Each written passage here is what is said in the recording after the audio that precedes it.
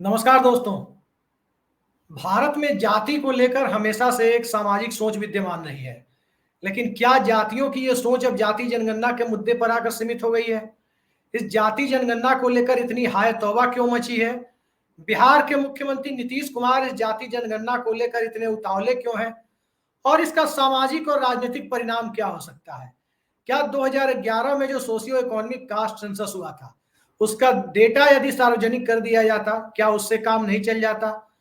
और केंद्र सरकार ने क्यों सुप्रीम कोर्ट में हलफनामा डालकर यह कहा कि केंद्र सरकार जातीय जनगणना नहीं करा सकती, लेकिन बाहर आकर यह भी कहा गया कि राज्य चाहे तो अपने स्तर पर करा सकते हैं। लेकिन बड़ा सवाल यह है कि जाति जनगणना की नौबत आखिर आई क्यों, और इसके सहारे कौन सी सियासत साधने की कोशिश हो रही है? आज लुटियंस अड्डा में हम इन्हीं सब सवालों पर चर्चा करेंगे। और इस चर्चा के लिए हमारे साथ मौजूद हैं देश के जाने माने समाजशास्त्री, पत्रकार और देश की राजनीति पर और समाज पर काफी गहरी पकड़ रखने वाले प्रोफेसर अभय कुमार दुबे जी। अभय दुबे जी, लुटियंस अड्डा में आपका बहुत बहुत स्वागत है। नमस्कार। जो जो परिस्थितियां हैं मौजूदा दौर में, उसे देखकर मुझे हजारी प्रसाद द्विवेदी की याद आ रही है। हजारी प्रसाद द्विवेदी ने एक जगह लिखा है कि भारत एक ऐसा देश है जहां पर समाज का हर व्यक्ति अपनी जाति से नीचे की एक जाति ढूंढ लेता है। तो उस समाज में अब जातियों की गिनती कराने की, हेड काउंट कराने की नौबत आ रही है। तो इसके सामाजिक परिणाम आपको किस प्रकार के दिख रहे हैं? देखिए, जनगणना हमेशा से ही विशाल राजनीतिक और सामाजिक एकताओं की वाहक रही है। यह ऐसा माना जाता है कि जनगणना के जरिए इस पूरे विशाल महादेश के कोने-कोने में फैले हुए दूर-दूर तक एक दूसरे के बारे में, एक दूसरे से कभी न मिले हुए लोगों के बीच में एक एकता स्थापित हो सकती है। जनगणना एक ऐसा औजार रहा है। मान लीजिए कि दक्षिण भारत में कोई एक ब्राह्मण समुदाय रहता है, केरल में कोई एक ब्राह्मण समुदाय रहता है, या मान लीजिए नंबूद्रीपाद रहते हैं, या तमिलनाडु में कोई ब्राह्मण समुदाय रहता है, तो उसको जनगणना के जरिए पता लग सकता है कि बनारस में कौन से ब्राह्मण रहते हैं, या सरयू पारी ब्राह्मण कहाँ पर हैं, या कान्यकुब्ज ब्राह्मण कहाँ पर हैं। तो जनगणना के जरिए ब्राह्मणों में एक राष्ट्रव्यापी समुदाय होने की चेतना का तथ्य स्थापित होता है। यानी उन्हें पता तो है ही कि सारे देश में ब्राह्मण जगह जगह बिखरे हुए हैं, लेकिन उनके बीच में एक तथ्य स्थापित होता है। इसी तरीके से जो पिछड़ी जातियां हैं, जिन्हें हम लोग चाहे तो कृषक जातियां भी कह सकते हैं, कारीगर जातियां भी कह सकते हैं, जिसे हम लोग मझोली जातियां भी कह सकते हैं, और कर्मकांडी दृष्टि से देखें तो शूद्र जातियां भी कह सकते हैं। तो ये जातियां हैं, इन जातियों को लगता है, और इन जातियों के राजनीतिक नुमाइंदों को लगता है कि अगर देश में जाति आधारित जनगणना होगी तो उनके बीच में सारे देश के पैमाने पर एक असाधारण एकता बनेगी। एक ऐसी एकता बनेगी जिसके आधार में एक ऐसी राजनीति निकलेगी जिस राजनीति का उन्हें लाभ होगा, और वो उस एकता के घोड़े पर सवार होकर कुछ खास तरह की राजनीतिक सफलताएं हासिल कर पाएंगे। तो मुख्य तौर पर जो सामाजिक समानता और सदियों से चले आ रहे शोषण अत्याचार का जो रेटरिक है, यानी जो इसके बाद इसके आधार पर जो बड़ी-बड़ी आकर्षक बातें कही जाती हैं, उनके आधार में राजनीतिक उद्देश्य ये है कि इस तरीके से कुछ हो जाएगा। अब दिक्कत ये है कि जो भारतीय जनता पार्टी के उभार से पहले की जो राजनीति थी, जी, उस राजनीति की रोशनी में अगर आप देखें तो इस तरह की मांग राजनीतिक रूप से काफी मुफीद प्रतीत होती है। लेकिन भारतीय जनता पार्टी के उभार के बाद की राजनीति में ये मांग अब उतनी मुफीद नहीं रह गई है। आप मुफीद तो कह रहे हैं, इस खासकर भाजपा के उभार के पहले की राजनीति की चर्चा करते हुए। लेकिन सुप्रीम कोर्ट में ही सरकार ने कहा कि जो 2011 का सोशियो इकोनॉमिक कास्ट सेंसस है, सामाजिक आर्थिक जाति जनगणना, देश में उसके मुताबिक 4,30,000 से ज्यादा जाता है, लिहाजा ये संभव नहीं है। तो भारतीय जनता पार्टी क्यों इससे पीछे हट रही है? देखिए, भारतीय जनता पार्टी इससे पीछे हटने के लिए तर्क दे रही है। वो तर्क कठिनाई के तर्क हैं, वो अव्यावहारिकता के तर्क हैं, वो इस बात के तर्क हैं कि इस तरह की जनगणना बहुत सटीक सही तरीके से नहीं की जा सकती, उससे जो डेटा प्राप्त होगा वो डेटा भरोसे लायक नहीं होगा। वो ये तर्क दे रही है, लेकिन इस तर्क के पीछे उसकी एक विचारधारात्मक राजनीति है। और विचारधारात्मक राजनीति ये है कि वो ऐसा कोई कदम नहीं उठाना चाहते जिससे जातियों की गोलबंदी उनकी विचारधारा के दायरे से बाहर हो। जातियों की गोलबंदी वो भी करते हैं, लेकिन वो उनकी जातियों की गोलबंदी का तरीका ये होता है कि वो जातियों की गोलबंदी करके ऊंची जातियों के साथ में पिछड़ी जातियों को और इन दोनों को जो अंत्यज पूर्व अछूत जातियां हैं जिनको आजकल दलित कहते हैं, उन जातियों के साथ जोड़ने का एक ऐसा कार्यक्रम चलाती हैं, एक ऐसी उनकी विचारधारात्मक राजनीति होती है जिसके अंदर जातियों के बीच टकराव और संघर्ष की राजनीति को वरीयता न देकर उसको पृष्ठभूमि में ढकेल दिया जाता है। मसलन उन्हें ब्राह्मण बनाम शूद्र बनाम अंत्यज की राजनीति नहीं करनी है, उन्हें द्विज बनाम शूद्र बनाम अंत्यज की राजनीति नहीं करनी है। वो इन तीनों को जोड़ने की राजनीति पर चलते हैं। अगर इन तीनों को जोड़ेंगे तभी वो विराट हिंदू एकता प्राप्त कर पाएंगे। भारतीय जनता पार्टी को डर है कि जब इस तरह का सेंसस होगा, इस तरह की जनगणना होगी, तो उसका ये आग्रह थोड़ी देर के लिए या ज्यादा समय के लिए थोड़ा कम प्रभावी रह जाएगा और जो सामाजिक राजनीतिक प्रोजेक्ट वो चला रही है, वो प्रोजेक्ट थोड़ी देर के लिए बैकफुट पे आ जाएगा। ऐसा उसको डर है, इसलिए इस तरह के तर्क दिए जा रहे हैं।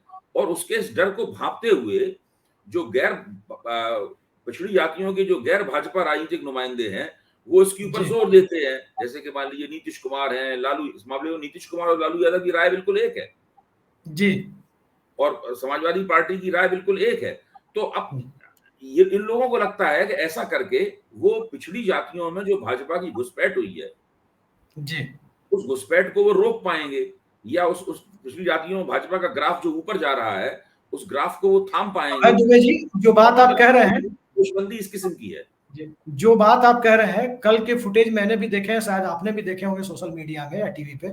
बिहार में जो ऑल पार्टी मीटिंग हुई है, उसमें जो बीजेपी के प्रतिनिधि बैठे हुए थे, उनको देख करके, उनकी बॉडी लैंग्वेज को देख करके वहां के स्थानीय पत्रकार, जिन जिन लोगों से मेरी बातें हुई है, वो बता रहे थे कि वो बिल्कुल, उनकी बॉडी लैंग्वेज वैसी थी जैसे कोई क्रिकेट मैच हारने वाली टीम की बॉडी लैंग्वेज अवार्ड सेरेमनी में होती है कि वो बेमन के ताली बजा रहे होते हैं। तो ये बॉडी लैंग्वेज बीजेपी की आखिर बनी क्यों? आखिर बीजेपी इतनी रिलक्टेंट कैसे हो गई कि बेमन से कह रही है राज्य करा ले, राज्यों के पास संवैधानिक अधिकार तो नहीं है लेकिन कराना चाहते हैं तो करा ले। तो ये कहने की, यानी चित भी मेरी पट भी मेरी, ये गेम खेलने की। जाइए अभिषेक जी, आप थोड़ा भाजपा के इतिहास के निकट अतीत में जाइए। जब विश्वनाथ प्रताप सिंह की सरकार ने मंडल आयोग की सिफारिशों को स्वीकृति दी और उसके बाद एक आरक्षण विरोधी आंदोलन चल निकला बहुत बड़े पैमाने पर, और उसमें एक छात्र ने अपने आप को आग लगा ली, आत्मदाह किया।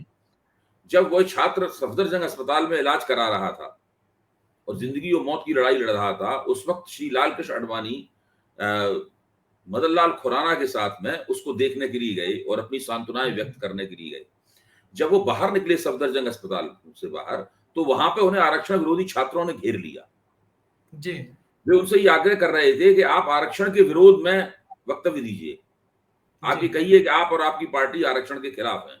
आडवाणी ने इस वक्तव्य को देने से इनकार किया और वहां पर एक जो 3 व्हीलर खड़ा हुआ था, एक ऑटो खड़ा हुआ था, उस ऑटो पे खड़े होकर उन्होंने छात्रों को संबोधित करने की कोशिश की। जाहिर है मदन लाल खुराना भी इस सारी गतिविधि में उनका साथ दे रहे थे, तो इस पर आरक्षण विरोधी छात्रों ने उन्हें बहुत बुरी तरीके से हूट किया और उनके साथ बदसलूकी भी की गई। इसके बावजूद आडवाणी ने इसको बर्दाश्त किया, लेकिन उन्होंने न तो आरक्षण के पक्ष में वहां कोई वक्तव्य दिया और न ही आरक्षण के विरोध में उन्होंने कोई वक्तव्य दिया, और किसी तरीके से वे वहां से निकलकर चले गए। फिर आप भाजपा के घोषणा पत्र के ऊपर, भाजपा के कार्यक्रम के ऊपर 90 के दशक में गौर कीजिए, उसमें क्या लिखा हुआ है।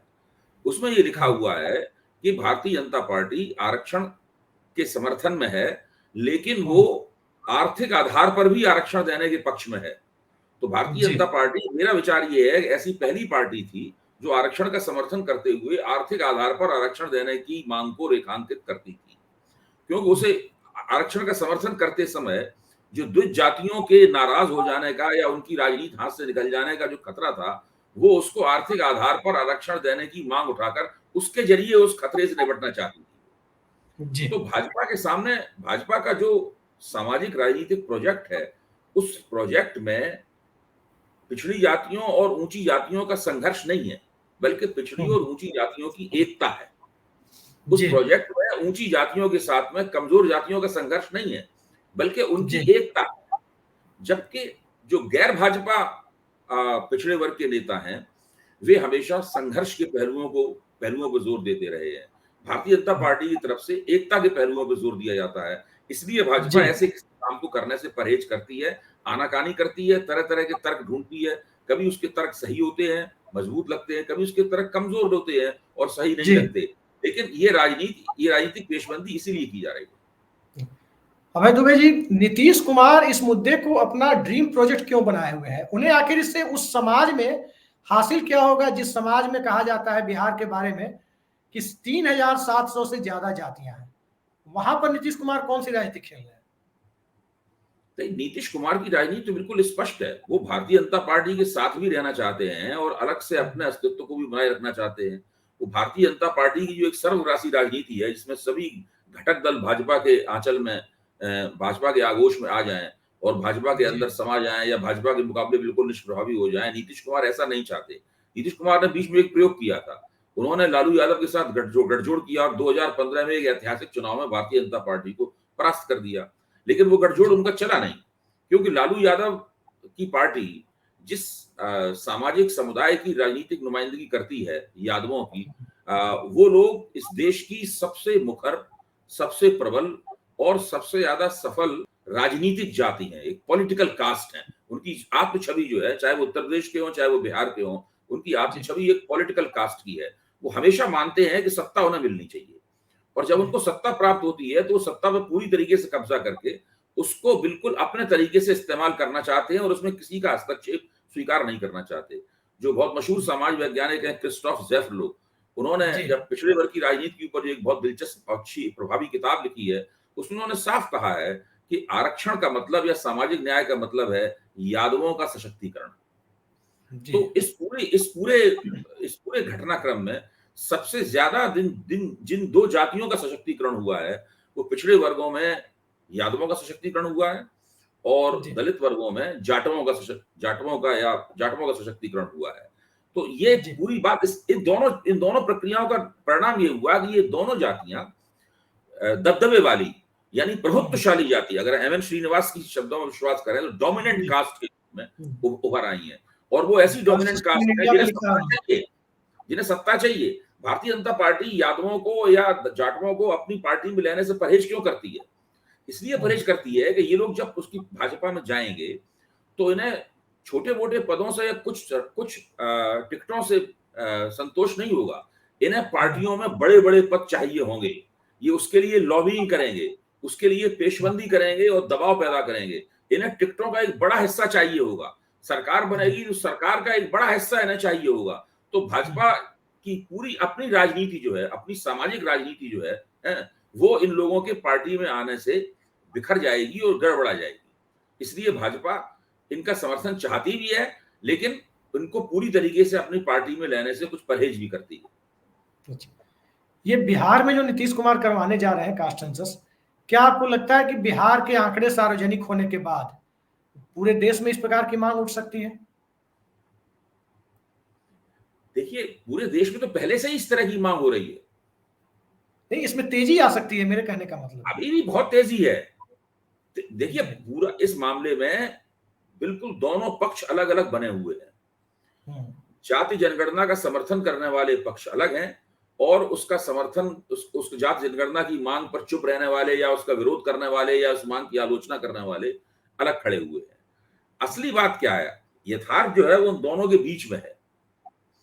वो ये है कि जब मंडल कमीशन बैठा हुआ था और वो इस समस्या पर विचार कर रहा था और उसकी रिपोर्ट लिखी आ रही थी, जब उसकी रिपोर्ट लिखी गई तो उसमें एक मंडल कमीशन के सदस्य ने, जो कि दलित सदस्य थे, उन्होंने उसके ऊपर आपत्ति की और नोट ऑफ डिसेंट लगाया। बीपी मंडल ने उनके नोट ऑफ डिसेंट को वो खारिज तो नहीं कर सकते थे, लेकिन उन्होंने उनकी उठाई हुई आपत्ति पे विचार नहीं किया और अपनी रिपोर्ट में ये लिख दिया कि एक नोट ऑफ डिसेंट लगा है और वो नोट ऑफ डिसेंट भी उसके साथ नत्थी कर दिया। उन दलित सदस्य का स्पष्ट रूप से मानना ये था कि जो पिछड़ी जातियां हैं, यानी जो शूद्र जातियां हैं, वो दो हिस्सों में बटी हुई हैं। एक हिस्सा उन जातियों का है जो कि भूमिधर जातियां हैं, जो खेती के पेशे में हैं, जिनके पास जमीनें हैं कम या ज्यादा। दूसरी जातियां वे हैं जो कारीगर जातियां हैं, जो जी, विभिन्न किस्म के आर्टिजनल कास्ट हैं, विभिन्न किस्म के उसमें तो उनका तर्क ये था कि ये जो आर्टिजनल कास्ट हैं, इनको इनकी हालत बहुत खराब है। ये भूमिधर जातियों के मुकाबले आर्थिक गुर्बत की शिकार हैं, इनके पास किसी किस्म का कोई अधिकार नहीं है, राजनीति में भी इनका कोई हस्तक्षेप नहीं है, इसलिए इनके हितों के ऊपर विशेष ध्यान दिया जाना चाहिए। और मंडल कमीशन जब आरक्षण की सिफारिश करे, तो उस सिफारिश में इन जातियों के लिए अलग से प्रावधान किया जाना चाहिए। यानी जी, आरक्षण का जो प्रतिशत सिफारिश की जाए, उसको बांट दिया जाना चाहिए कि ये तो कृषक जातियों को प्राप्त होगा, किसान जातियों को प्राप्त होगा, और ये गैर किसान कारीगर जातियों को प्राप्त होगा। मंडल कमीशन ने जो बीपी मंडल ने सिफारिश को मानने से इनकार कर दिया। इसलिए हुआ ये कि जो 27% आरक्षण है, उस 27% आरक्षण की मांग से जो जातियां ताकतवर हुई, जिनका सशक्तिकरण हुआ, वो मुख्य तौर पर कृषक जातियां थी। गैर कृषक जी, जातियों को उससे कुछ मिला नहीं, और गैर कृषक जातियों की आर्थिक स्थिति तकरीबन दलितों जैसी है, केवल वो छुआछूत की शिकार नहीं है। जी, अभी भी जो कास्ट सेंसस की बात आ रही है, उस कास्ट सेंसस की बात में ज्यादातर इन्हीं कृषक जातियों की दावेदारी है। इन लोगों को लगता है कि इससे उनकी दावेदारी और भी मजबूत होगी। समस्या ये है कि भारतीय जनता पार्टी का प्रोजेक्ट अब इतना ज्यादा बढ़ गया है, वो कामयाबी की डगर पर इतना आगे जा चुका है कि अब ऐसी बहुत सी जातियां जो कि कृषक जातियों के दबदबे कृषक जातियों की दबदबे से परेशान हो चुकी थी कि उन्हें कुछ नहीं प्राप्त जी, हो रहा था, इसलिए नाराज थी, बाई प्रॉक्सी इनको वोट जरूर दिया करती थी, वो सारी की सारी भाजपा के पाले में जा चुकी हैं। और ओबीसी जातियों का राजनीतिक बंटवारा लगभग संपूर्ण हो चुका है।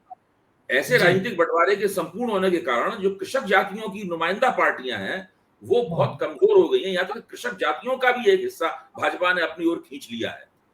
तो इसको परिस्थिति अभय दुबे जी, जी एक अलग एंगल जो मुझे समझ में आ रहा है, मैं ज्यादा कुछ इस मामले में समझ नहीं पा रहा हूं, इसलिए आपसे ये सवाल मैं अपने दर्शकों के लिए और खासकर खुद के लिए कर रहा हूं हम्म, कि अब तक जो कास्ट राइवलरी, जातीय प्रतिद्वंदिता, ये हम्म, डोमिनेंट कम्युनिटीज में ज्यादा सार्वजनिक रूप से देखने को मिलती थी।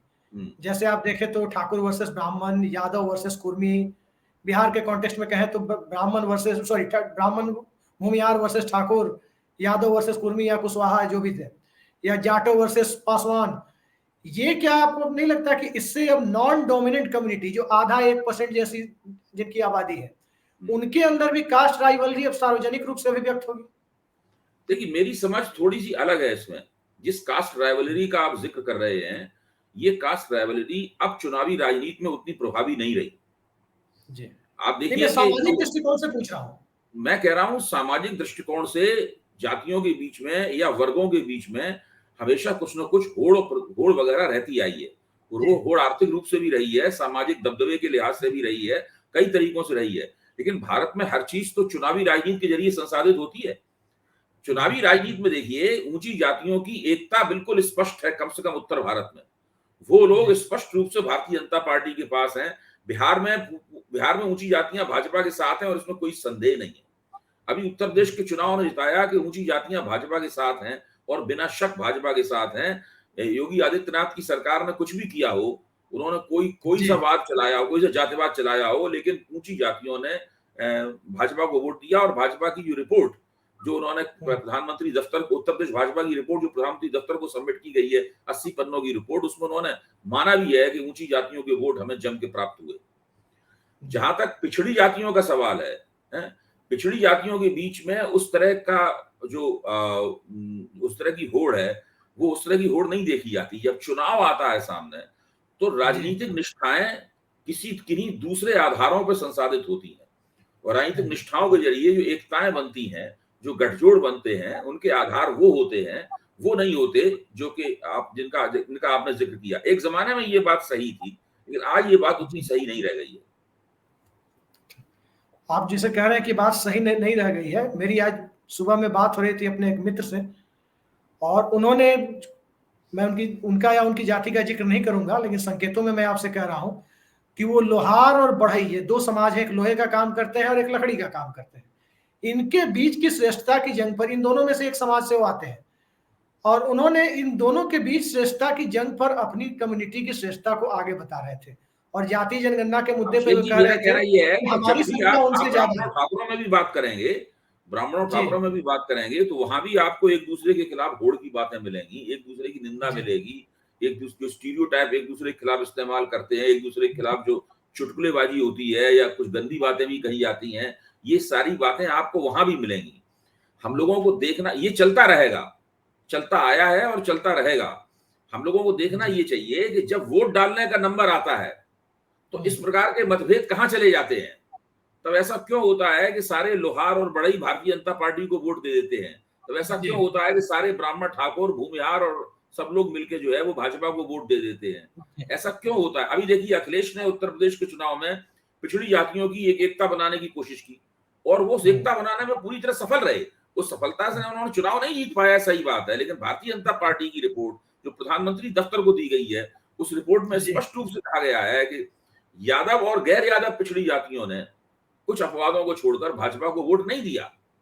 हम्म, उन लोगों ने समाजवादी पार्टी को वोट दिया, जिसकी वजह से मुसलमानों को लगा ये लोग चुनाव हरा सकते हैं भाजपा को। तो मुसलमानों जी, के अंदर भी इसकी अनुक्रिया में एक अभूतपूर्व राजनीतिक एकता हुई, एक ऐसा ध्रुवीकरण हुआ जो कि भारतीय उत्तर प्रदेश के इतिहास में कभी नहीं हुआ था। इसकी वजह से भाजपा 57 सीटें हार गई, उसके 11 मंत्री हार गए, उसके उप मुख्यमंत्री चुनाव हार गए। जी, प्रधानमंत्री कार्यालय ने भाजपा से यही पूछा था कि भाई ये आप क्यों हार गए, बताइए, इसका कारण जी, बताइए। उसके कारण में जो रिपोर्ट दी गई, उस रिपोर्ट को हम सब लोगों को पढ़ना चाहिए। वो बताती है रिपोर्ट कि समाज और राजनीति दोनों के बीच का जो रिश्ता है, वो रिश्ता उस तरीके से नहीं काम करता है जिस तरीके से हम लोग, समीक्षक लोग, अपनी पूर्व धारणाओं के तहत देखना चाहते हैं। अच्छा, मंडल और कमंडल की जो राजनीति पिछले 3 दशकों में चली है, 90 से लेकर अब तक, उसमें आपको क्या लगता है हिंदुत्व के नैरेटिव का इस जाति जनगणना की रिपोर्ट के बाद किस प्रकार का, सकारात्मक या नकारात्मक, मैं दोनों पहलुओं से जानना चाह रहा हूं आपसे, किस प्रकार का देखिए, परिणाम देखने को मिल सकता है? मंडल और कमंडल की जिस राजनीति की आप चर्चा कर रहे हैं, वो राजनीति में पहले भी मैंने कहा है और आपके कार्यक्रम में ही कहा है कि वो राजनीति जी, समाप्त हो चुकी है। ये पूरा जो फ्रेमवर्क है कि हम इसके आईने में राजनीति को देखने की कोशिश करें, ये फ्रेमवर्क अनुचित है। इसलिए जी, अनुचित है कि जो लोग भाजपा के खिलाफ वोट कर रहे हैं, वो भी कमंडल के प्रति सहानुभूति रखते हैं। ये मत मानिए जी, कि वो जी, राम मंदिर बनाने के खिलाफ हैं। ये जी, मत मानिए कि वो सेकुलर राजनीति का जो रेटरिक है, सेकुलर राजनीति की जो लफबाजी है, उसको वो पसंद जी, करते हैं। वो तमाम स्थानीय और दूसरे कारणों से, भारतीय प्रशासनिक कारणों से या वैकासिक कारणों से भाजपा के खिलाफ वोट किए दे रहे हैं, वो अलग जी। बात है। लेकिन वो भाजपा की जो विचारधारात्मक राजनीति है, उस विचारधारात्मक राजनीति के विरोध में नहीं है। तो मेरा नहीं, मेरा निवेदन कहना ये है, अभय दुबे मेरा जी, मेरा निवेदन ये कहना है कि ये इस है, तरीके से देखना जो है, हम अगर वास्तव में राजनीति और समाज के रिश्ते को समझना चाहते हैं, तो ये पुराने जो समीकरण हैं, इनको जरा हमें परे रख देना चाहिए। नहीं, मेरा कहना दरअसल ये है कि हिंदुत्व का जो नैरेटिव है, बहुत बड़ी गोलबंदी की कोशिशों के बावजूद 40% तक ये वोट प्राप्त कर पाता है। इसमें क्या डेंट लगेगा या और मजबूत होगा? मैं दरअसल ये जानना देखिए, चाहता मेरा कहना है कि अब मुझे तो लगातार वो उत्तरोत्तर मजबूत होते हुए ही दिखाई पड़ता है। हूं। उसका जी, कारण है, उसकी एक वर्चस्वी स्थिति बन गई है। फिर मैं उत्तर प्रदेश की भाजपा की रिपोर्ट का जिक्र करूंगा। वो ये कहते हैं कि हमें पिछड़ी जातियों ने इस बार वोट नहीं दिया। वो ये भी कहते हैं कि जो लाभार्थी थे, उन लाभार्थियों का भी के बहुमत ने भी हमें वोट नहीं किया। तो सवाल जी, ये है, वो जीते कैसे फिर? वो कहते हैं तो ऊंची जातियों ने हमें वोट किया, उसकी वजह से जीते। जी, मायावती का जनाधार था, उसका एक बड़ा हिस्सा उनकी तरफ शिफ्ट हो गया, उसकी वजह से जीते। और दूसरे जो फेंस सिटर्स हैं, यानी वो वोटर जो आखिर तक अपने वोट देने का फैसला नहीं कर पाते और जो पार्टी निष्ठाओं के साथ बंधे नहीं है, ऐसे 15-20% वोटर्स होते हैं हर जगह। जी, वो आजकल उन लोगों ने एन मौके पर तय किया कि हमें भाजपा का साथ देना है। सवाल ये है कि जो फेंस सिटर्स थे, उन्होंने भाजपा का साथ देने का निर्णय क्यों किया? उन्होंने इसलिए निर्णय किया कि भाजपा एक वर्चस्वी स्थिति में आ गई है, एक पोल पोजीशन में आ गई है। तो उन्हें बात जी, अंततः लगता यह है कि जो गैर भाजपा ताकतें हैं, वो शायद उतनी अच्छी सरकार भी, वैसी सरकार भी नहीं दे पाएंगी जैसी भाजपा ने दी है, उससे भी खराब सरकार देंगी। तो जी। ये स्थिति जो है भाजपा के खिलाफ उन तमाम वोटरों को, भाजपा के पक्ष में उन तमाम वोटरों को ले जाती है और उसकी वजह से उसके खिलाफ जो एंटी इनकम्बेंसी होती है वो मंद पड़ जाती है। आखिरी सवाल अभय दुबे जी, कांग्रेस पार्टी जिसने बड़े जोर शोर से 1990 में मंडल आयोग को विभाजनकारी कहा था, उस कांग्रेस पार्टी ने उदयपुर के चिंतन शिविर में उतने ही जोर शोर से जाति जनगणना की मांग का समर्थन किया है। डोम शब्द का प्रयोग किया है, DOM, दलित, ओबीसी, मुस्लिम। क्या आपको लगता है कि इसमें आपको क्या लग रहा है कि कांग्रेस पार्टी जाति जनगणना का समर्थन आखिर क्यों कर रही है? भाई कांग्रेस तो डूबते को तिनके का सहारा वाली स्थिति में है। भाई जो डूब रहा है उसको कुछ मिल जाए, वो सोचता है उसी के सहारे वो पार लग जाएगा। जी। मेरा कहना यह है कि कांग्रेस की जो समस्या है वो समस्या ये नहीं है।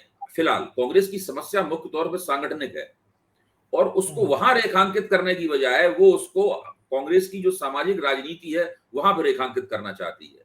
कांग्रेस के पास 2019 के चुनाव के बाद से ही एक स्थायी अध्यक्ष नहीं है, संगठन ठीक से नहीं चल रहा है, संगठन की समस्याओं का समाधान करने के लिए उनके पास कोई मैकेनिज्म नहीं बचा है। उसकी वजह से राज्यों में जहां कांग्रेस अच्छी प्रभावी स्थिति में भी है, वहां भी जब संगठन में कोई आपसी गड़बड़ी होती है तो उसका ठीक से निपटारा नहीं हो पाता, और हर जगह कांग्रेस पराभव की तरफ जाती है। उत्तराखंड में जिस तरह उसका पराभव हुआ, पंजाब में इसका पराभव हुआ, गोवा में जिस तरह उसका पराभव हुआ, वो इस बात का सबूत है।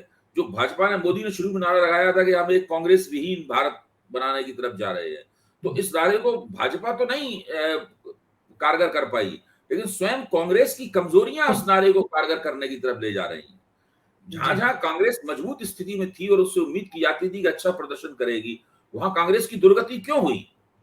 कांग्रेस की दुर्गति इसीलिए हुई कि वो जनता को ये विश्वास नहीं दिला पाए वो लोग कि वो सरकार बनाने की स्थिति में है। गोवा में देखिए कांग्रेस को अच्छा प्रदर्शन करना चाहिए था, उत्तराखंड में करना चाहिए था, पंजाब में करना चाहिए था, लेकिन नहीं कर पाई।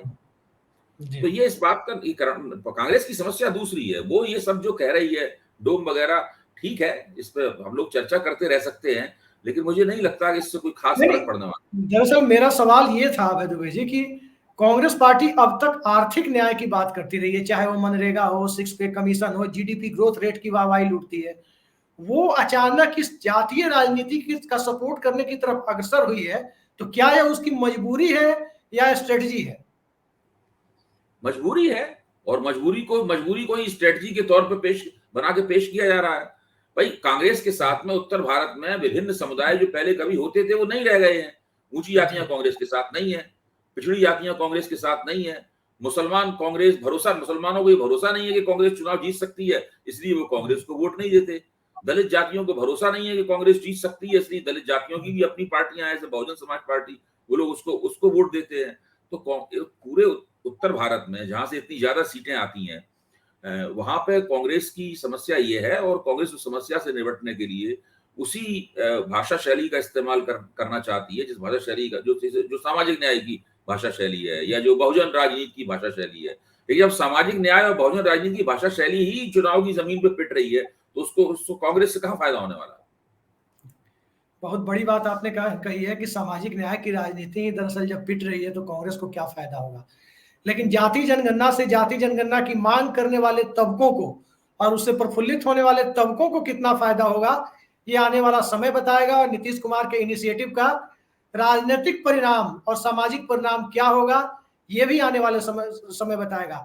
लेकिन आज अभय दुबे जी ने उसके अनुमानों पर काफी सारगर्भित तरीके से हमारे दर्शकों के लिए जो चर्चा की है, निश्चित तौर पर ये एक इशारा है, ये उस दिशा में इशारा है जिससे राजनीति और समाज एक आमूल-चूल तो नहीं, लेकिन एक परिवर्तन की दिशा में बढ़ता हुआ जरूर दिखाई देगा। और किस प्रकार का परिवर्तन होगा, किस प्रकार का नहीं होगा, ये भी देखने वाली बात होगी। फिलहाल हम उसका इंतजार करेंगे और देखेंगे कि क्या होता है। अभय दुबे जी, आप इस बहुत ही बेहतरीन चर्चा के लिए, जाति जनगणना जैसे मुद्दे पर इसके एक साइंटिफिक अप्रोच के साथ इसकी चर्चा के लिए आप हमारे साथ जुड़े, आपका बहुत बहुत धन्यवाद।